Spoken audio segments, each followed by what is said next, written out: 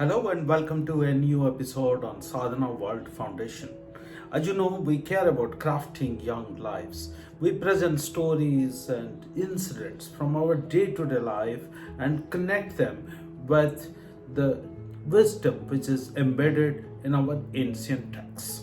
I come across a lot of people who are working very hard. They're chasing goals every day of their life. They're running incessantly. They're extremely successful in their lives. If we consider success as a measure of the social position, wealth, and so on. However, deep inside, they have deep questions about the purpose. Many of them are wondering whether this is all worth doing what they are doing. Some of them are wondering, is life meant to be like this?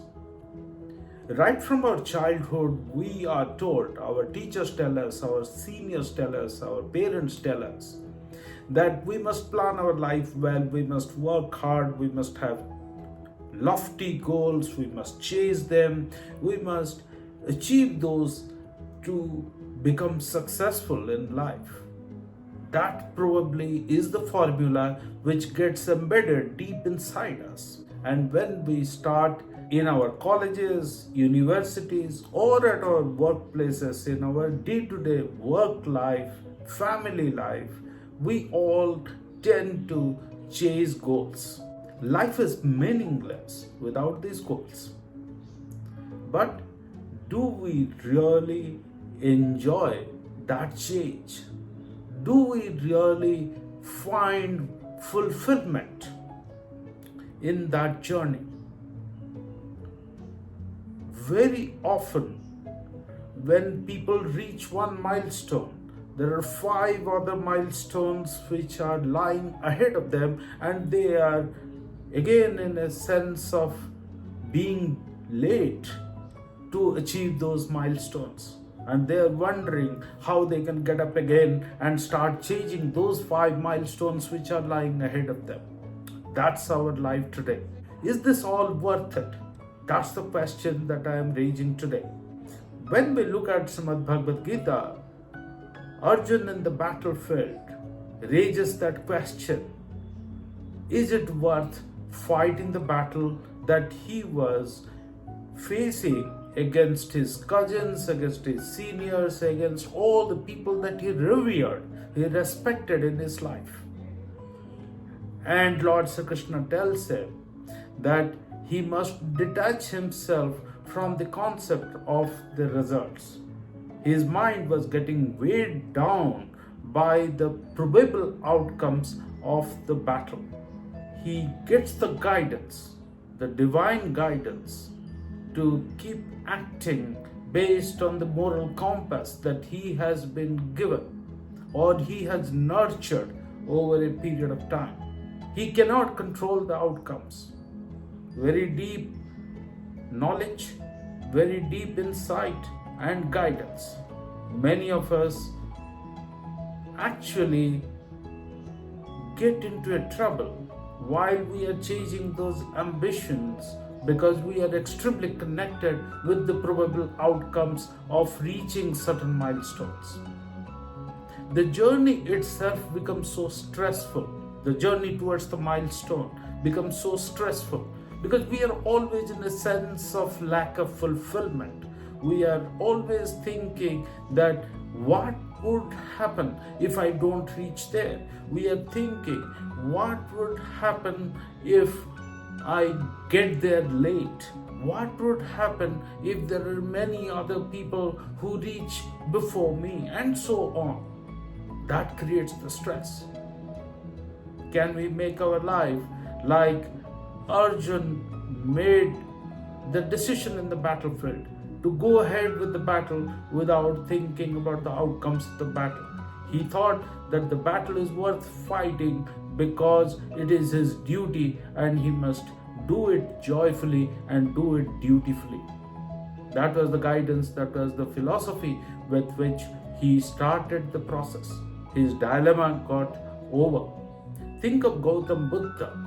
He had a luxurious life. He came from the king's family. All the kind of luxuries that one could imagine, he had all of them. He saw different aspects of life.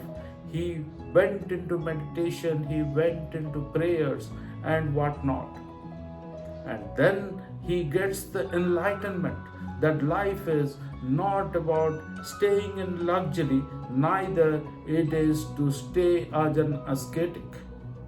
He says that we have to follow a middle path, a path of balance, where we chase ambitions, but we detach ourselves from the positives as well as the negatives which happen around us.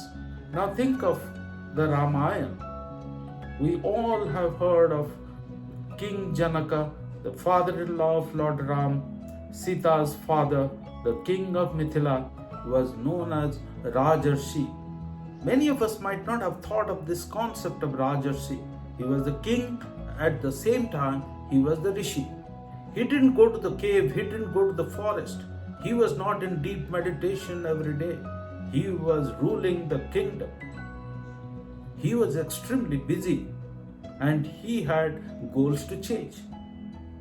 But he did all of this with extreme level of calmness, with extreme level of inner detachment. He was extremely busy. But our mythology has given us a great concept of staying as a Rajarshi. A king can live the life of a rishi. I was amazed at that concept. I thought I must present this to all of us. Like our Upanishad, it is Kathopanishad who tells us that our body is like a chariot. The driver or the charioteer is our intellect, our buddhi, and the reins, the chariot is being drawn by the horses. The horses are the senses, the sense organs that our body has.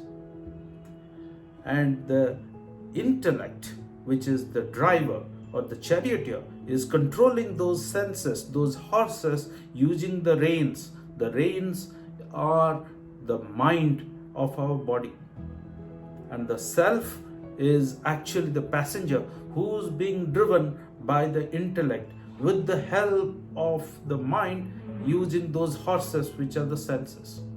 If the intellect is little bit distracted, which is the driver, is little bit distracted, and mind is not focused on the journey, then what happens is the senses run wild, the horses run wild. As a result, the chariot runs wild.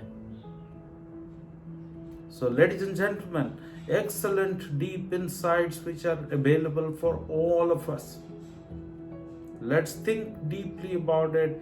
Let's think that how to balance the stress of today's life, how to balance the ambitions with a meaningful and purposeful life, a way of living that is much more fulfilling and joyful. I look forward to our future conversations.